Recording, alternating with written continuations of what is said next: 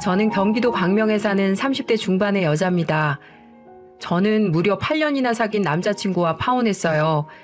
그와 파혼한 이유는 시누이의 말도 안 되는 예단 요구 때문이었어요. 지금도 그 몰상식한 요구만 생각하면 자다가도 벌떡벌떡 일어나게 되네요. 지금부터 제가 어떤 일을 겪었는지 말씀드릴게요. 제 직업은 공무원입니다. 누군가는 공무원이 재미없는 직업이라고 말하지만 어릴 때부터 계획적이고 안정적인 삶을 선호했던 저는 미래가 눈에 보이는 공무원이란 직업을 선망했어요. 그렇게 저는 대학교를 졸업하자마자 노량진에 가서 공무원 시험에 도전했고 1년 반 만에 당당히 합격했답니다. 저와 대학 시절부터 만난 남자친구는 저와 같은 대학의 공대에서 석사까지 수료한 후 한 중견기업에서 연구원으로 일하고 있어요. 저희는 무려 8년을 연애한 사이랍니다. 보통 이 정도 사귀면 결혼을 얘기하곤 하지만 저희는 각자 안정적인 직업을 가졌음에도 결혼에 대해서는 딱히 대화를 하지 않았어요. 서로가 결혼이란 제도에 대해 그다지 관심이 없어서 결혼을 해도 그만, 연애만 해도 그만이라는 생각을 갖고 있기 때문이었죠. 그래서 저희는 30이 넘긴 했지만 때가 됐다고 해서 결혼하지는 말자며 연애만을 이어갔습니다. 물론 저희 엄마는 제게 네가 지금 배가 불러서 그래. 너 그렇게 한 살 한 살 먹다가는 지금은 거들떠보지도 않았던 남자랑 만날 수도 있다. 그러니까 엄마 말 듣고 지금 남자친구 졸라서 결혼해. 라며 결혼하라고 설득하셨어요. 하지만 저는 엄마의 말에 흔들리지 않았습니다. 제가 직업이 없는 것도 아니고 공무원이란 안정적인 직업이 있는데 굳이 남자에게 매달려 살 필요는 없다고 생각했거든요. 친구들이 하나 둘씩 시집갈 때는 약간 흔들리긴 했지만 저는 아내나 엄마로서의 삶보다는 저 자신으로서의 삶이 좋았기에 공직에 근무하며 커리어를 쌓아 나갔어요. 물론 세상이라는 게 제가 고집을 부린다고 마음대로 되는 건 아니더군요. 저희 커플은 오래 사귄 만큼 양가에서도 저희가 사귄다는 사실을 알았는데 가끔씩 남자친구의 집에 놀러 가면 어머님께서 아가, 언제 우리 태성이랑 결혼할 거니? 너희들도 이제 적은 나이 아닌데 연애 그만하고 가정을 꾸려야지. 결혼이란 것도 다 때가 있는 거란다. 라며 결혼을 종용하시는 거예요. 게다가 종종 명절에 부르기도 하고 집안 경조사에도 참석시키면서 마치 예비 며느리처럼 대하셨어요. 챙겨주시는 건 고마웠지만 실제로 남자친구와 결혼을 할지 안 할지는 알 수 없었기에 저는 다소 부담감을 느끼고 있었어요. 상황이 그렇게 되니 남자친구도 은주야, 우리 그냥 결혼할까? 이렇게 계속 사귀는 거나 결혼해서 사는 거나 딱히 차이도 없잖아. 애는 상의해서 천천히 가지거나 아예 안 가져도 되는 거고 라며 제게 슬슬 결혼 얘기를 하더군요. 분위기가 그렇게 형성되니 저도 휩쓸렸어요. 그렇게 저희는 결혼에 대한 얘기를 했고 양가에서는 저희를 예비사위, 예비며느리로 대했습니다. 하지만 아들의 여자친구던 사람이 예비며느리가 되니 대우가 좀 달라지더군요. 그것도 안 좋은 방향으로 말이죠. 예비 시어머니는 며느리가 이런 것 정도는 해야 한다면서 주말에 불러 이것저것 시키기도 하셨고요. 살짝 거슬리긴 했지만 남자친구도 사위 노릇을 하니까 일단 참았습니다. 하지만 예비 시누이의 태도는 상당히 불쾌하더군요. 예비 시누이는 남자친구의 여동생이지만 제 고등학교 5년 후배이기도 했어요. 물론 명문 고등학교이던 저희 학교가 실업계로 전환되고 소위 말해 똥통학교가 되면서 같은 고등학교라고 할 수는 없지만 일단 후배는 후배였어요. 실제로 예비 시누이는 저를 언니 하면서 따르기도 했고요. 하지만 제가 예비 며느리가 되고 본인은 예비 시누이가 되니까 태도가 180도 달라지는 겁니다. 새언니, 태이라뇨. 아무리 우리가 오래 알고 지냈다지만 말이 너무 짧은 거 아니에요? 저희가 무슨 콩가루 집안도 아니고 따질 건 따져야죠. 그러니까 앞으로는 존댓말 꼭 써주세요. 알았어요? 예비 시누이는 결혼을 하기도 전부터 저를 들들 볶으려고 했어요. 물론 저도 지킬 건 지키는 사람이라 존댓말을 쓸 생각이긴 했지만 결혼도 하기 전에 벌써 이렇게 나오니 화딱지가 나더군요. 학창시절에 만났으면 말도 못 붙일 기집애가 말이죠. 문제는 남자친구가 저런 예비 시누이의 태도를 보고도 별말이 없다는 거였습니다. 참다 못한 제가 오빠, 태희 저러는 거 좀 뭐라고 해야 하는 거 아니야? 내가 말하기 어렵다는 거 뻔히 알면서 왜 가만히만 있는 건데 오빠도 시댁 식구다 이거야? 라고 말했습니다. 그러면 남자친구는 아유, 내가 무슨 시댁 식구라서 그러냐? 그냥 태희 쟤가 어렸을 때부터 구제불능이라 그렇지. 알잖아, 제 성격 더러운 거. 라며 그냥 좋게 넘기자고 하더군요. 답답하긴 했지만 남자친구의 말이 틀린 건 아니었어요. 예비 시누이는 어렸을 때부터 평범한 사람은 아니었거든요. 중고등학교 때는 소위 말해 일진이었고 술, 담배도 즐겼고 성인이 되자마자 몸에 무시무시한 문신을 휘감았어요. 남자들이 해도 보기 싫을 문신을 여자가 하니까 참 보기 싫었죠. 그런 품행을 가진 사람이 성격은 괜찮았을까요? 대학조차 가지 않은 예비 시누이는 알바 한 번을 제대로 하지 않고 매일매일 놀러 다니며 인생을 허비하기 바빴어요. 하는 거라고는 남자들이랑 모여서 춤추고 술 마시는 것뿐이었죠. 그런 막장 인생을 살던 예비 시누이가 어느 날 갑자기 승무원이 되겠다고 하더라고요. 그러더니 승무원을 양성하는 학원에 등록하고 뻔질나게 드나들긴 하더군요. 문제는 승무원을 준비하는 동안 드는 돈을 전부 남자친구에게 뜯어낸다는 점이었어요. 학원비, 유니폼비, 용돈, 심지어 화장품 비용까지 알뜰하게 뜯어가더군요. 저는 그게 참 못마땅했어요. 남자친구와 평생 애인으로 지낸다면 알 바 아니지만 결혼 얘기가 이렇게 오가는 판에 남자친구의 돈이 자꾸 새는 게 보기 좋을 리가 있겠어요. 하지만 결혼 전부터 제게 트집 잡아대는 예비 시누이와 갈등을 빚기 싫었기에 잠자코 있었습니다. 워낙 실증을 잘 내는 사람이라 그러다 말겠지 하고 생각한 거였죠. 하지만 예비 시누이는 정말 승무원이 될 마음이 있었는지 학원을 꾸역꾸역 다니더군요. 그렇게 남자친구와의 결혼 날짜가 슬슬 다가왔고 그러면서 예비 시누이의 갑질은 점점 더 심해졌답니다. 문제는 옆에 있던 예비 시어머니까지 갑질을 하려 든다는 점이었어요. 그걸 가장 강하게 느낀 건 다름 아닌 예단을 준비하는 과정에서였어요. 저는 결혼 전부터 양가에 말씀드렸어요.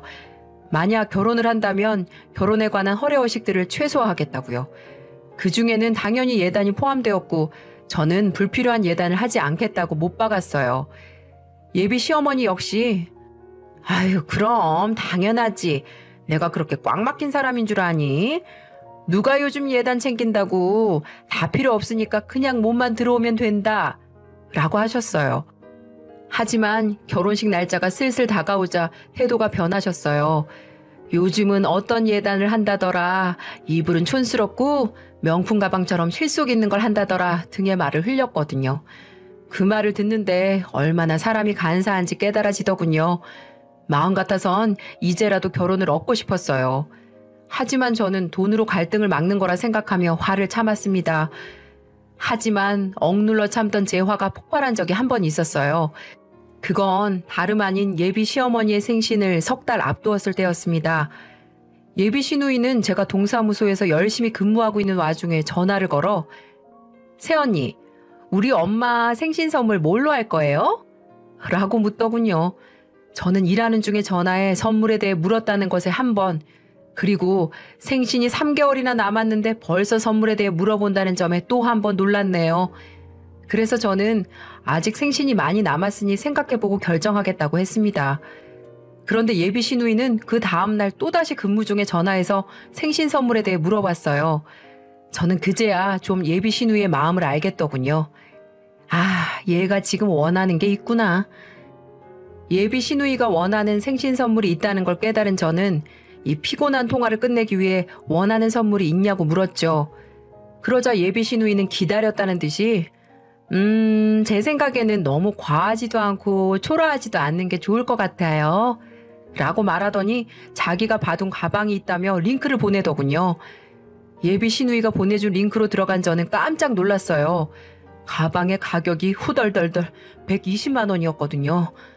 그래서 저는 이건 생신 선물로 너무 과하기도 하고 공무원 월급으론 지나친 사치라고 말하기도 했어요. 그러니까 시누이는 새언니 지금 비싸다고 말했어요? 다른 사람도 아니고 시어머니 생신 선물이에요. 근데 고작 120만 원짜리 가방도 선물을 못하겠다고요?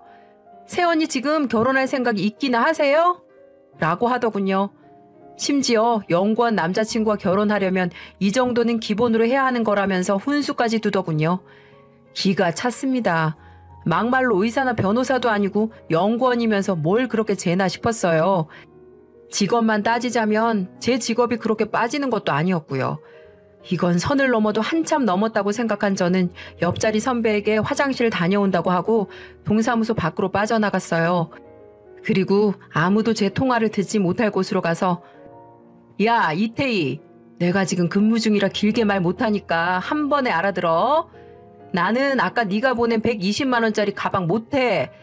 우리가 재벌집도 아니고 생신 선물로 100만 원이 넘는 가방을 드린다는 게 말이 되니? 난 그냥 10만 원대 화장품 선물할 거니까 그냥 그런 줄 알아.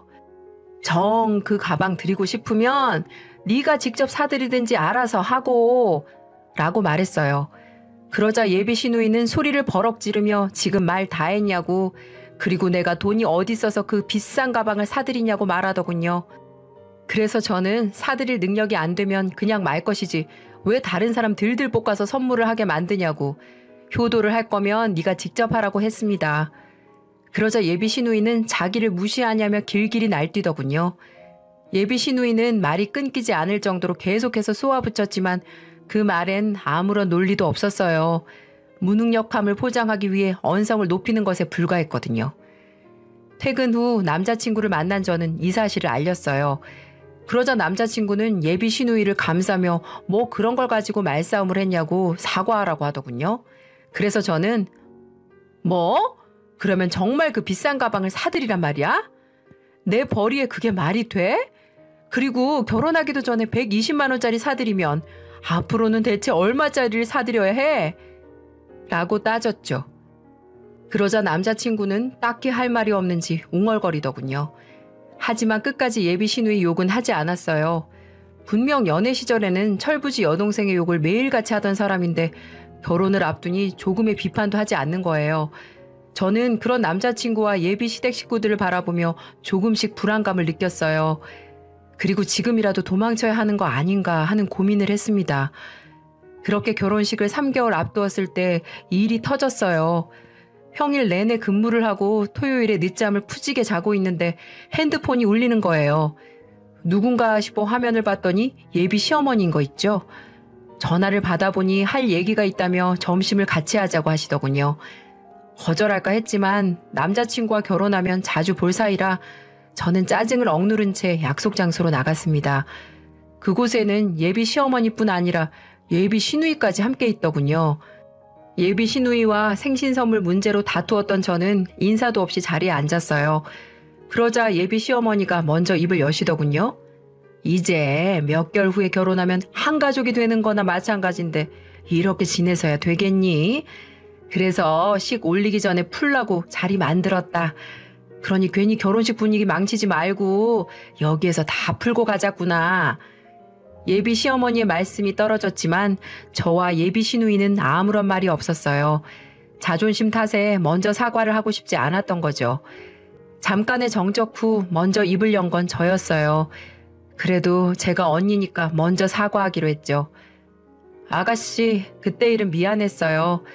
아가씨가 어머님 기쁘게 해드리려고 미리 계획 세운 건데 제가 괜히 예민하게 반응했어요. 미안해요. 늦었지만 이제라도 사과드릴게요. 솔직히 미안한 점은 별로 없었지만 예비 시어머니께서 자리를 만들어주기도 하셨으니 저는 풀려고 했어요. 하지만 예비 시누이는 풀 마음이 전혀 없는지 그때 제가 했던 말들을 조목조목 반박하며 제 속을 긁더군요. 새언니는 제가 뭐 게을러 터져서 일을 안 하는 줄 알아요? 우울증 때문에 그래요. 우울증 때문에. 그것만 아니면 저도 밖에 나가서 진작 돈 벌고 새언니한테 손 벌리지 않고 엄마한테 선물 드렸다고요. 근데 그런 저를 그렇게 무능한 백수 취급하면서 꼽을 줘요? 예비 시누이는 화해를 하는 게 아니라 말다툼을 반복하려는 듯 했어요. 저는 우라가 치밀었지만 꾹꾹 누르며 그럴 의도가 아니었지만 그렇게 들렸다며 미안하다고 말했죠.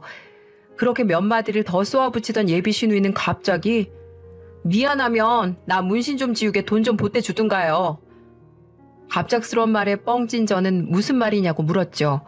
그러자 예비 시누이는 자기가 승무원 학원을 수료하고 면접을 봐야 하는데 어릴 때 했던 문신들 때문에 면접을 못 가겠다는 겁니다. 그래서 문신을 지울 돈이 필요한데 그 돈을 제게 해달라는 거예요. 어처구니가 없어서 자기가 철없이 온몸에 문신을 휘감아 놓고 아무런 관계도 없는 저한테 왜 문신 지울 비용을 달라고 할까요? 저는 일단 문신을 지우는데 얼마나 필요하다고 물었습니다. 그러자 문신이 워낙 많고 한꺼번에 지워지는 게 아니라 1,000만 원은 필요하다고 하더군요. 아니 아가씨, 1,000만 원은 너무한 거 아니에요? 제가 웬만하면 좀 보태려고 했는데 그건 좀 심했죠.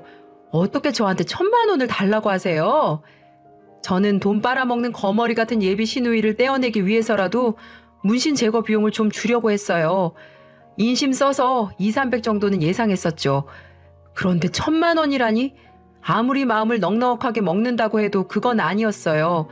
그때 예비 시누이는 회심의 카드를 꺼내듯 예단 얘기를 꺼내더군요. 어차피 새언니 결혼할 때 우리 가족들한테 예단 해줘야 할 거 아니에요. 그 안에는 제 목도 있을 테고. 그러니까 눈 딱 감고 1,000만 원 쓰세요.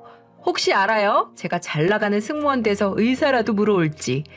그렇게만 되면 새언니도 덕볼 수 있는 거잖아요. 예비 시누이는 말도 안 되는 소리를 아무렇지 않게 늘어놓더군요. 예비 시어머니 또한 합의된 사안이었는지 조용히 듣고만 있었고요. 저는 그제야 꿀맛 같은 토요일에 저를 불러낸 이유를 깨달았답니다. 예단비로 자기 딸내미 몸에 새겨진 문신 지울 돈을 뜯어낼 생각이었던 거죠. 일단 알았어요. 오빠랑 잠깐 통화 좀 하고 올게요. 기분이 완전 상했던 저는 일단 남자친구와 대화를 해보겠다고 말하고 밖으로 나왔어요. 그리고 곧장 남자친구에게 전화해 자초지종을 설명했죠. 하지만 말 하나 많아더군요. 가재는 개편이라고. 남자친구는 묻지도 따지지도 않고 그 정도 돈은 그냥 해주는 게 마음 편하다고 하더라고요. 어쩔 수 없었던 저는 시댁 식구들이 있는 곳으로 다시 가서 해줄 테니 예약을 잡으라고 말했습니다. 그 말을 하자마자 예비 시어머니와 예비 시누이의 입꼬리가 쭉 찢어지더군요. 좋아 죽는 거예요. 그렇게 다음 주 저희 셋은 문신을 지워주는 병원에 갔습니다. 그곳 역시 상담을 전문으로 하는 실장이 있었고, 이게 원래 1,500만 원은 줘야 하는 건데 특별 할인이 들어가서 1,000만 원으로 할인을 해준 거다. 이런 식의 입발린 소리를 하더군요.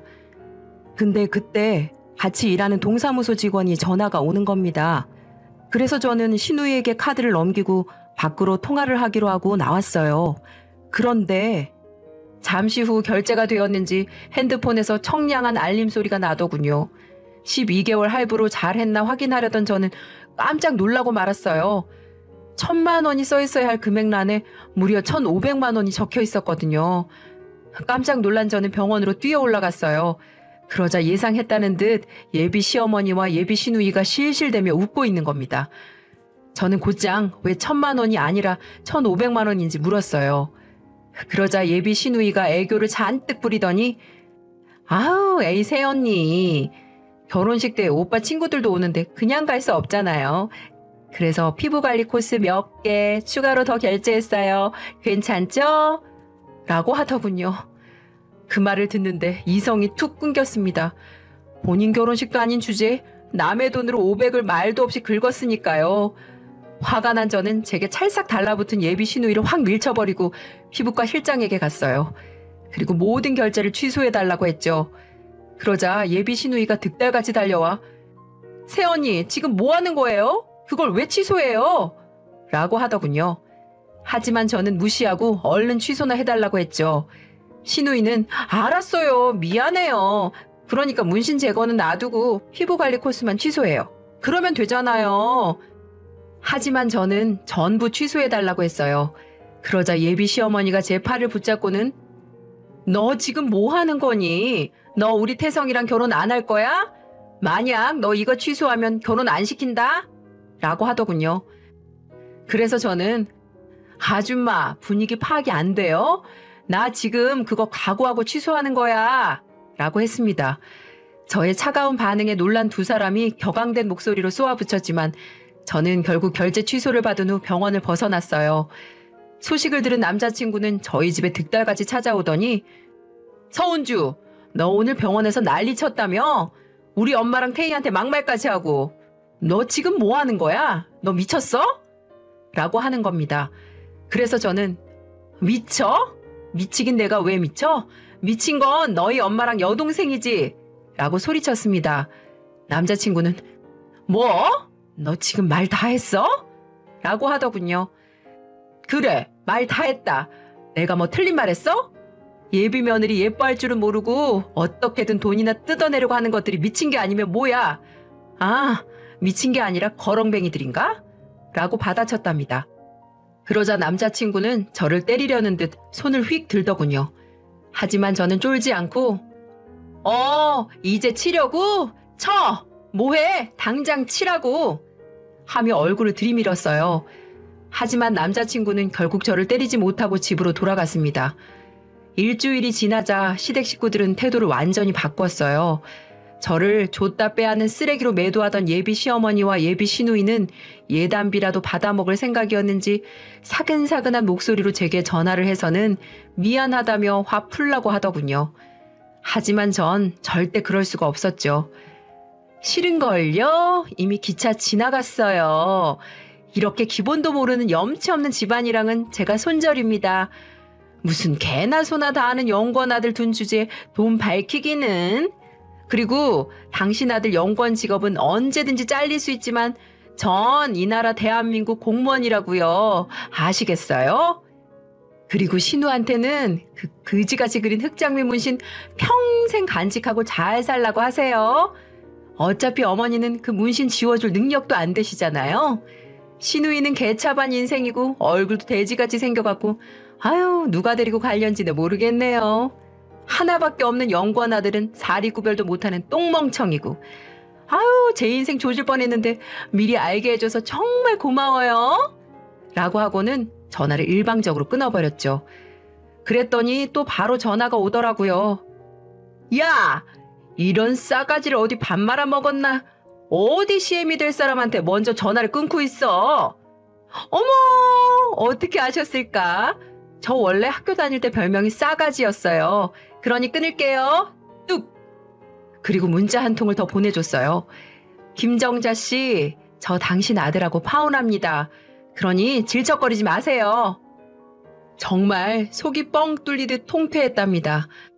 남자친구는 시어머니에게 얘기를 전해 들었는지 전화가 와서 미안했다며 다시는 어머니랑 동생이 함부로 하지 못하겠다며 거듭 사과를 했지만 전 며느리 돈이나 빨려는 그지 집안인 거 알았으면 당장 파혼해야지. 왜 파혼을 안 하냐고? 라며 소리쳤습니다. 그렇게 저는 그 빌어먹을 시댁 식구들과의 인연을 싹둑 끊을 수 있었어요. 파혼을 한 뒤에도 그들은 번호를 바꿔가면서 연락을 해왔지만 저는 전부 무시했어요. 그런 집안의 며느리로 들어갔다간 저는 물론 저희 친정과 미래에 태어날 아이까지 고통 속에 살 게 뻔하니까요. 비록 8년 넘게 사귄 남자친구와 파혼을 하게 됐지만 저는 전혀 아쉽지 않아요.